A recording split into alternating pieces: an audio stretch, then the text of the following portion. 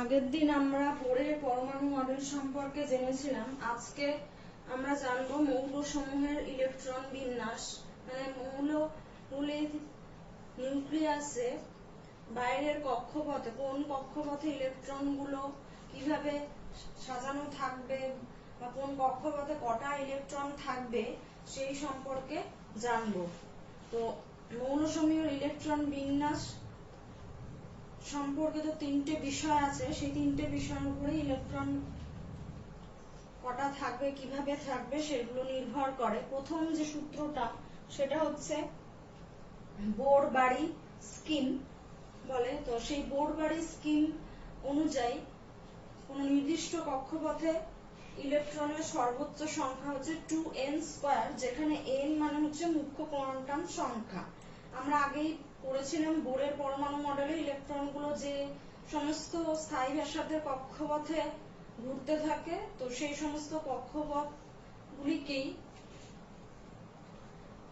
Permissible orbit বলে এবং সেই কক্ষপথগুলোকে মুখ্য কোয়ান্টাম সংখ্যা বা n দ্বারা চিহ্নিত করা হয়।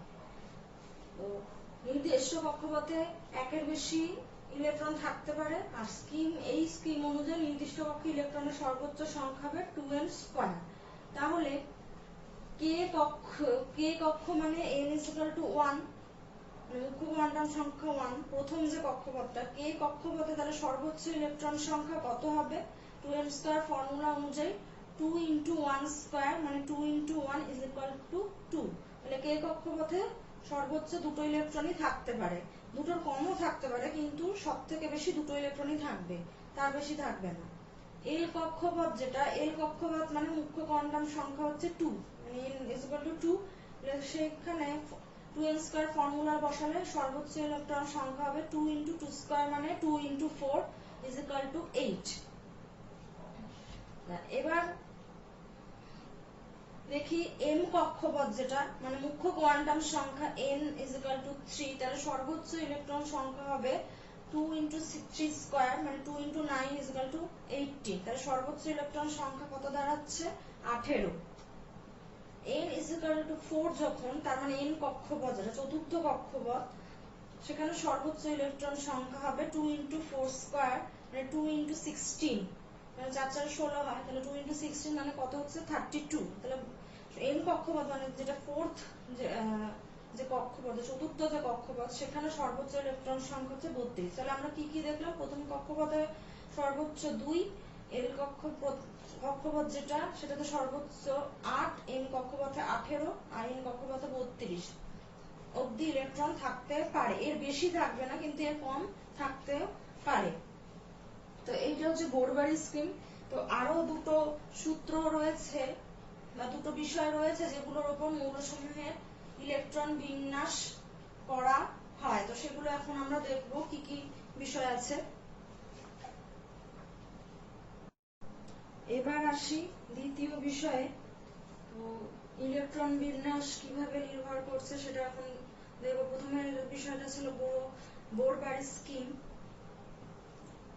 তো দ্বিতীয়টা হলো খুব ইম্পর্টেন্ট, সেটা হচ্ছে কোনো মৌলের পরমাণুর সর্বশেষ কক্ষতে সর্বোচ্চ 8টা ইলেকট্রনই থাকতে পারে, মানে 8টার বেশি ইলেকট্রন থাকতে পারবে না, 8টার কমও থাকতে পারে, কিন্তু সব থেকে বেশি 8টা ইলেকট্রন থাকবে।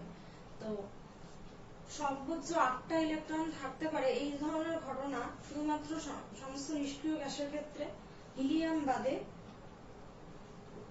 সমস্ত নিষ্ক্রিয় গ্যাসের ক্ষেত্রে কিন্তু প্রযোজ্য।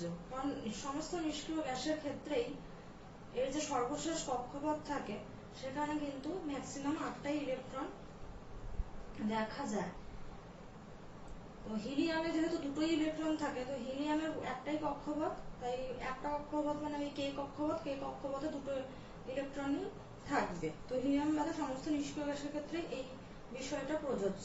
তো একটা উদাহরণ দিয়ে দেখাচ্ছি সেটা, যেমন নিয়ন হচ্ছে একটা নিষ্ক্রিয় গ্যাস, এর পারমাণবিক সংখ্যা হচ্ছে 10, তার মানে এর ইলেকট্রন পারমাণবিক সংখ্যা মানে প্রোটন সংখ্যা, প্রোটন সংখ্যা 10, তার মানে কিন্তু এটা ইলেকট্রন সংখ্যা 10 হবে। তাহলে এটাকে 10টা যে ইলেকট্রন, সেই 10টা ইলেকট্রন কোন কোন কক্ষপথে কিভাবে সাজানো থাকবে সেটাই আমরা এখন দেখব। বোরবারি স্কিম অনুযায়ী যেটা ছিল সেটা হচ্ছে কে কক্ষপথে কতগুলো থাকবে ইলেকট্রন, ম্যাক্সিমাম দুটো। আর এল কক্ষপথ যেহেতু এখানে সর্বশেষ কক্ষপথ, তো সেখানে কিন্তু সর্বোচ্চ 8টা ইলেকট্রনই থাকবে, তার মানে 2a। তো এইভাবে বাকি যে নিষ্ক্রিয় গ্যাসগুলো আছে হিলিয়াম বাদে, তো সেক্ষেত্রেও দেখা যাবে কি সর্বশেষ যে কক্ষপথটা সেখানে কিন্তু 8টা ইলেকট্রনই রয়েছে।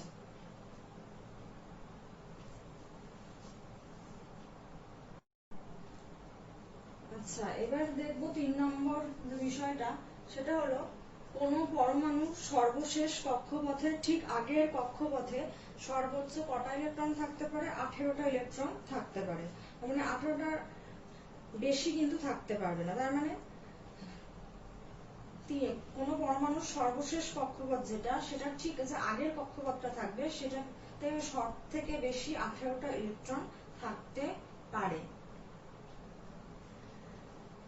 তো এইটাই হচ্ছে তৃতীয় বিষয়। তো এইরকম 3টে বিষয়ের ওপরই কোনো মৌলের ইলেকট্রন বিন্যাসটা নির্ভর করছে। তাহলে একটা উদাহরণ দিয়ে দেখা যাক। সেটা হচ্ছে কপারের পারমাণবিক সংখ্যা দেওয়া আছে। কপারের পারমাণবিক সংখ্যা হচ্ছে 29, মানে প্রোটন সংখ্যা 29, তার মানে ইলেকট্রন সংখ্যাও কত হবে? 29 হবে। তো এই 29টা ইলেকট্রন কপারের নিউক্লিয়াসের চারিদিকে কোন কক্ষপথে কিভাবে সাজানো আছে সেইটাই এখন আমরা দেখব। তাহলে বোরবারি স্কিম অনুযায়ী প্রথম যে রুলটা ছিল বোরবারি স্কিম, কে কক্ষপথে দুটো, এল কক্ষপথে 8টা, এম কক্ষপথে 18টা, এন কক্ষপথে 32টা, এরকমই রুলটা ছিল। আচ্ছা, তাহলে কে কক্ষপথে দুটো ইলেকট্রন থাকবে সর্বোচ্চ, এল কক্ষপথে সর্বোচ্চ 8টা ইলেকট্রন থাকবে। এবার আমরা দেখব যে কপার যে মৌলটা, সেই মৌল নিউক্লিয়াসের সর্বশেষ কক্ষপথ কিন্তু এম, তার ঠিক তার আগের কক্ষপথ কি? এম। এম কক্ষপথে কিন্তু সর্বোচ্চ 18টা ইলেকট্রনই থাকছে। আর এন কক্ষপথ যেটা, সেটা হচ্ছে সব থেকে শেষের কক্ষপথ, সেই কক্ষপথে কটা ইলেকট্রন এখানে রয়েছে? 1, কারণ 29টা ইলেকট্রন, কারণ 28টা, তার আগে 28টা ইলেকট্রন 3টে কক্ষপথে ফুলফিল হয়ে গেছে। তাহলে বাকি যে একটা ইলেকট্রন সেটা এন কক্ষপথে থাকবে। কারণ আমরা ডিসকাস করেইছি আগের যে বিষয়টা ছিল যে সব থেকে শেষ যে কক্ষপথ, সেখানে সর্বোচ্চ 8টা ইলেকট্রন থাকতে পারে, কিন্তু তার কমও কিন্তু ইলেকট্রন থাকতে পারে, সব থেকে বেশি 8টাই থাকবে। তাহলে সর্বশেষ কক্ষপথকে আমরা কি বলছি? Ultimate state. আর সর্বশেষ কক্ষপথের যে আগের কক্ষপথটা, সেটাকে আমরা বলছি পেনাল্টিমেট স্টেট। তো এবারে আমরা বিভিন্ন মৌলসমূহের ইলেকট্রন বিন্যাস, পারমাণবিক সংখ্যা দেওয়া থাকবে, এখান থেকে কিভাবে ইলেকট্রনকে সাজানো যায়, মানে কে কক্ষপথে কটা, এর মানে কক্ষপথে যে ইলেকট্রনের ধারণ ক্ষমতা, সেখান থেকে আমরা বিভিন্ন মৌলগুলোর ইলেকট্রন বিন্যাস সম্পর্কে আলোচনা করব এবং সেখান থেকে পরমাণুর গঠন দেখব। এবারে আমরা বিভিন্ন মৌলের ইলেকট্রন বিন্যাস সম্পর্কে আলোচনা করব। তোমাদের 9-এর সিলেবাসে 20টা, প্রথম যে 20টা মৌল হাইড্রোজেন থেকে ক্যালসিয়াম অবধি, তো সেই সমস্ত মৌলেরই ইলেকট্রন বিন্যাস সিলেবাসে রয়েছে। তো প্রথম যে মৌলটা, সব থেকে সরল মৌল হাইড্রোজেন, তো এর পরমাণু ক্রমাঙ্ক কত? 1। তো তাহলে এর কটা ইলেকট্রন থাকবে কক্ষপথে? কে কক্ষপথে একটাই কক্ষপথ, কে কক্ষপথে একটা ইলেকট্রন থাকবে। আচ্ছা, তারপরে হিলিয়াম যে মৌল, সেটার পরমাণু ক্রমাঙ্ক 2, তার মানে পরমাণু ক্রমাঙ্ক 2 মানে ইলেকট্রন সংখ্যা 2। তো এখানেও কিন্তু প্রথম কক্ষপথ যেটা কে কক্ষপথ, আমরা জানি বোরবারি স্কিম অনুযায়ী কে কক্ষপথে সর্বোচ্চ দুটো ইলেকট্রন থাকে, তো এখানে দুটো ইলেকট্রনই থাকবে। তো এবার আসি পরমাণু ক্রমাঙ্ক যখন 3, তার মানে ইলেকট্রন সংখ্যা কত হবে? 3। সেই মৌলটা হচ্ছে লিথিয়াম। তো লিথিয়ামের যে ইলেকট্রন বিন্যাস, সেটা কি হবে? কে কক্ষপথে, আমরা আগেই জেনেছি কে কক্ষপথে সর্বোচ্চ দুটো ইলেকট্রন থাকবে। তাহলে কে কক্ষপথে আমরা কি লিখবো? কে কক্ষপথের নিচে 2 লিখবো। আর এল কক্ষপথে তাহলে অবশিষ্ট যে একটা ইলেকট্রন, সেটা যাবে কোন কক্ষপথে? এল কক্ষপথে, দ্বিতীয় যে কক্ষপথটা। আচ্ছা, এবার দেখি পরমাণু ক্রমাঙ্ক যখন 12, মানে ইলেকট্রন সংখ্যা যখন 12, তাহলে মৌলটা কি হবে? ম্যাগনেসিয়াম হবে। তো কে কক্ষপথে তাহলে সর্বোচ্চ কটা ইলেকট্রন থাকবে? দুটো থাকবে। এল কক্ষপথে বোরবার স্কিম এল কক্ষপথে তাহলে কটা ইলেকট্রন থাকবে? এল কক্ষপথে কিন্তু সর্বোচ্চ 8টা ইলেকট্রন থাকবে। এবার হলো এম কক্ষপথে, তার মানে কি 12টা ইলেকট্রনের মধ্যে কিন্তু 10টা ইলেকট্রন কে কক্ষপথে আর এল কক্ষপথে ফিল আপ হয়ে গেছে, বাকি থাকবে কটা ইলেকট্রন? দুটো ইলেকট্রন। সেইটা কোন কক্ষপথে যাবে? এম কক্ষপথে যাবে।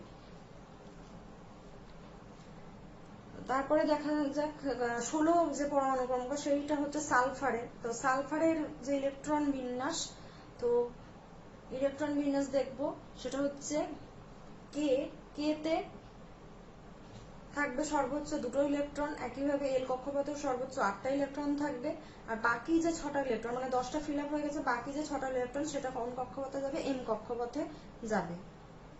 18 যেটা পরমাণু ক্রমাঙ্ক, কারণ সেই মোটা হচ্ছে আর্গন মৌলের। আর্গন মৌলের ইলেকট্রন বিন্যাস কি হবে? কে কক্ষপথে দুটো ইলেকট্রন থাকবে সর্বোচ্চ, এল কক্ষপথেও সর্বোচ্চ 8টা ইলেকট্রন থাকবে, আর বাকি যে 8টা ইলেকট্রন, কারণ 18টার মধ্যে 10টা ইলেকট্রন ফিল আপ হয়ে গেছে, বাকি যে 8টা ইলেকট্রন সেটা কিন্তু এম কক্ষপথে যাবে। আর এখানে এক্ষেত্রে আমরা দেখতেই পাচ্ছি এই মৌলের ক্ষেত্রে সর্বশেষ কক্ষপথ হচ্ছে এম কক্ষপথ। সেই অনুযায়ী শেষ যে কক্ষপথ যেটা এম কক্ষপথ, সেখানে ওই তার মানে কি 8টার বেশি ইলেকট্রন থাকতে পারবে না, তাহলে 8টা ইলেকট্রনই এখানে রয়েছে। তো এইভাবে আমাদের কিন্তু ইলেকট্রন বিন্যাসগুলো করতে হবে। এখান থেকে প্রশ্ন আসে যে পরমাণু ক্রমাঙ্ক দেওয়াই থাকবে, প্রশ্ন আসতে পারে যে এই মৌলের ইলেকট্রন বিন্যাস লেখো। হ্যাঁ, এখান থেকে পরমাণুর গঠনও আঁকতে দেয়। তো বিন্যাস লেখার সময় তার মানে প্রথমে পরমাণু ক্রমাঙ্ক যদি দেওয়া থাকে তাহলে সেখান থেকেই তোমাকে কিন্তু ইলেকট্রন বিন্যাসগুলো এইভাবে কে এল এম এন কক্ষপথে কটা করে ইলেকট্রন রয়েছে সেটা কিন্তু লিখতে হবে। তো এরপর আমরা আলোচনা করব যেটা প্রায় দেয় কোশ্চেনে, সেটা হচ্ছে পটাশিয়াম আর ক্যালসিয়ামের ইলেকট্রন বিন্যাস আর কয়েকটা মৌলের পরমাণুর গঠন আঁকবো। আমরা এবার দুটো মৌল, একটা হচ্ছে পটাশিয়াম একটা হচ্ছে ক্যালসিয়াম, এই দুটো মৌলের ইলেকট্রন বিন্যাস সম্পর্কে আলোচনা করব। তো পটাশিয়াম আর ক্যালসিয়াম এই দুটো মৌলের ইলেকট্রন বিন্যাস, যেটা প্রথমটা হচ্ছে পটাশিয়াম, এর ইলেকট্রন বিন্যাস 289 না হয়ে কেন 2881 হয়, আর ক্যালসিয়ামের ইলেকট্রন বিন্যাস 2810 না হয়ে কেন 2882 হয়, এই দুটো বিষয় এখন আলোচনা করব। প্রথমে আগে জানি পটাশিয়াম মানে এর চিহ্ন হচ্ছে কে। এই মৌলের পরমাণু ক্রমাঙ্ক মানে প্রোটন সংখ্যা 19, তার মানে ইলেকট্রন সংখ্যা কত হবে? 19। আর আমরা কি জানি বোরবাড়ি যে স্কিমটা, সেটা অনুযায়ী কে কক্ষপথে সর্বোচ্চ দুটো ইলেকট্রন থাকতে পারে, এল কক্ষপথে সর্বোচ্চ 8টা ইলেকট্রন থাকতে পারে, এম কক্ষপথে সর্বোচ্চ 18টা ইলেকট্রন থাকতে পারে, আর এন কক্ষপথে সর্বোচ্চ 32টা ইলেকট্রন থাকতে পারে। তাহলে সেই অনুযায়ী এর ইলেকট্রন বিন্যাস মানে পটাশিয়ামের ইলেকট্রন বিন্যাস হওয়া উচিত ছিল কোনটা? কে এল এম এ, কে তে দুটো, এল এ 8টা, আর এম এ 9টা ইলেকট্রন থাকা উচিত ছিল, কারণ এম এ তো 18টা থাকে, সর্বোচ্চ 18টা থাকতে পারে, তাহলে এম এ 9টা হওয়া উচিত ছিল। কিন্তু সেটা কিন্তু হয় না। কেন হয় না? কারণ এবার আমরা চলে আসি সেকেন্ড রুলটায়। সেকেন্ড রুলে কি বলা আছে যে মৌলের যে সর্বশেষ কক্ষপথে কটা থাকবে? সর্বশেষ কক্ষপথে কিন্তু সর্বোচ্চ 8টা ইলেকট্রন থাকতে পারে। তাহলে যদি আমরা পটাশিয়ামের ক্ষেত্রে ইলেকট্রন বিন্যাসটা 289 লিখি, তাহলে এম কক্ষপথে এর শেষ কক্ষপথ হয়, তাহলে এম কক্ষপথে তো 8টার বেশি থাকতে পারে না, তাহলে এই ক্ষেত্রে তো 9টা হয়ে যাচ্ছে, মানে রুলটা ভায়োলেট হয়ে যাচ্ছে, মানে রুলটা মানা হচ্ছে না। তাহলে সেই জন্য এর ইলেকট্রন বিন্যাসটা কিন্তু ভুল। তাহলে ঠিক কোনটা হবে?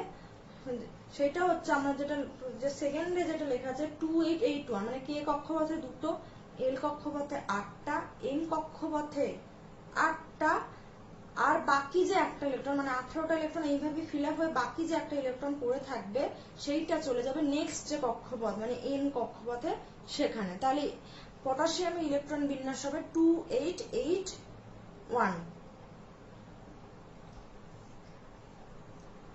আচ্ছা, এবার চলে আসি ক্যালসিয়ামের ক্ষেত্রে। ক্যালসিয়ামের পরমাণু ক্রমাঙ্ক হচ্ছে 20, মানে প্রোটন সংখ্যা 20 আর ইলেকট্রন সংখ্যা তাহলে কত হবে? 20 হবে। তাহলে বিন্যাস কি হওয়া উচিত ছিল? বিন্যাস হওয়া উচিত ছিল 2 8 10 বোরবাড়ি রুল অনুযায়ী। হ্যাঁ, কিন্তু একইভাবে সেই n কক্ষপথে 10 মানে কি, সেকেন্ড রুলটা কিন্তু তাহলে মানা হচ্ছে না, কারণ সেকেন্ড রুল অনুযায়ী সর্বশেষ কক্ষপথে সর্বোচ্চ 8টা ইলেকট্রন থাকতে পারে। তাহলে n কক্ষপথ যদি, তার মানে এখানে সর্বশেষ কক্ষপথ হয়ে যাচ্ছে, তাহলে 8টার বেশি ইলেকট্রন তো থাকবে না। তাহলে কি হবে, বাকি যে এক্সট্রা দুটো ইলেকট্রন, তাহলে সেটা কি করবে, অটোমেটিক্যালি পরের যে কক্ষপথ মানে n কক্ষপথে চলে যাবে। তাহলে এর ইলেকট্রন বিন্যাস কি হবে, k কক্ষপথে 2, l কক্ষপথে 8, n কক্ষপথে 8, n কক্ষপথে 2। তাহলে k 2 8 8 2। তো এইভাবে এই পটাশিয়াম আর ক্যালসিয়ামের কিন্তু ইলেকট্রন বিন্যাস করা হয়। তাহলে আমরা কি দেখলাম, পটাশিয়ামের 2 8 8 1 আর ক্যালসিয়ামের 2 8 8 2। তো বেশিরভাগ সময় কিন্তু এই পটাশিয়াম অথবা ক্যালসিয়ামের ইলেকট্রন বিন্যাস কিন্তু করতে দেয়, আর ম্যাক্সিমাম ক্ষেত্রে কিন্তু এই ভুলটাই হয়ে যায় যে 2H9 বা 2H10 এটাই কিন্তু ম্যাক্সিমাম সবাই লেখে, কিন্তু এই দুটো কিন্তু ভুল। তো সেই জন্য আমি এই দুটো আলাদা করে আলোচনা করে দিলাম। মনে রাখতে হবে যে পটাশিয়ামের ইলেকট্রন বিন্যাস হচ্ছে 2881 আর ক্যালসিয়ামের ইলেকট্রন বিন্যাস হচ্ছে 2882। এরপরে আমরা একটা মৌলের পরমাণু গঠন একে দেখাবো। এবারে কয়েকটা বিভিন্ন মৌলের পরমাণুর গঠন সম্পর্কে আলোচনা করব। তো এখানে আমি 3টে মৌলের গঠন, পরমাণুর গঠন এঁকেছি। তো তার মধ্যে প্রথমটা হচ্ছে সবচেয়ে সরল মৌল, যেটা সাধারণ হাইড্রোজেন আইসোটোপ, যেটার পরমাণু ক্রমাঙ্ক 1, তার মানে এর প্রোটন সংখ্যা 1 আর ইলেকট্রন সংখ্যা 1। আর সাধারণ হাইড্রোজেনে আমরা জানি কোনো নিউট্রন থাকে না, তার নিউট্রন সংখ্যা হচ্ছে 0। আর যেহেতু ইলেকট্রন সংখ্যা 1, তার মানে k কক্ষপথে একটাই ইলেকট্রন ঘুরবে। তো এখানে আমরা ছবিতে দেখতেই পাচ্ছি যে নিউক্লিয়াসের ভেতরে একটা প্রোটন রয়েছে, আর নিউক্লিয়াসের বাইরে k কক্ষপথে ছবিতে দেখাই যাচ্ছে সেটা একটাই ইলেকট্রন ঘুরছে। এবার আসি ম্যাগনেসিয়াম পরমাণু নিউক্লিয়াসে। ম্যাগনেসিয়ামের পরমাণু ক্রমাঙ্ক হচ্ছে 12 আর ভর সংখ্যা হচ্ছে 24। তার মানে পরমাণু ক্রমাঙ্ক 12 মানে প্রোটন সংখ্যা 12 আর ইলেকট্রন সংখ্যা সেজন্য 12। নিউট্রন সংখ্যা কত হবে, ভর সংখ্যা দেওয়া আছে 24, তাহলে নিউট্রন সংখ্যা হচ্ছে 24 মাইনাস 12 ইজিক্যাল টু 12। তার মানে এর নিউক্লিয়াসে 12টা প্রোটন আর 12টা নিউট্রন রয়েছে। আর ইলেকট্রন, যেহেতু প্রোটন সংখ্যা 12, ইলেকট্রন সংখ্যা 12। ইলেকট্রন বিন্যাস কি হবে, k কক্ষপথে 2টো, l কক্ষপথে 8টা, m কক্ষপথে 2টো ইলেকট্রন থাকবে।